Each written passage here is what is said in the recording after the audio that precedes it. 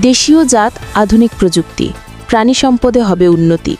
এ প্রতিপাদ্যকে সামনে রেখে লক্ষ্মীপুরের কমলনগরে সপ্তাহব্যাপী প্রাণী সম্পদ মেলার উদ্বোধন হয়েছে।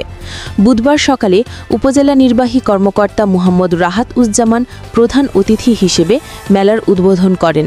পরে উপজেলা প্রাণী সম্পদ দপ্তর ও ভেটেরিনারি হাসপাতালের আয়োজনে শোভাযাত্রা ও আলোচনা সভা অনুষ্ঠিত হয়।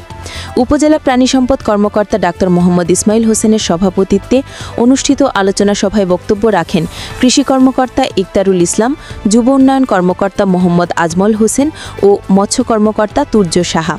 এছাড়া বক্তব্য দেন উপজেলা বিএনপির সভাপতি নুরুল হুদা চৌধুরী, জামায়াতের আমির মাওলানা আবুল খায়ের, গণ অধিকার পরিষদের জেলা সাধারণ সম্পাদক সার্জেন্ট সোলাইমান চৌধুরী, উদ্যোক্তা বেলাল হোসেন এবং ডেইরি অ্যাসোসিয়েশনের সেক্রেটারি আমিনুল ইসলাম সবুজ। মেলায় মোট 18টি স্টল অংশগ্রহণ করে।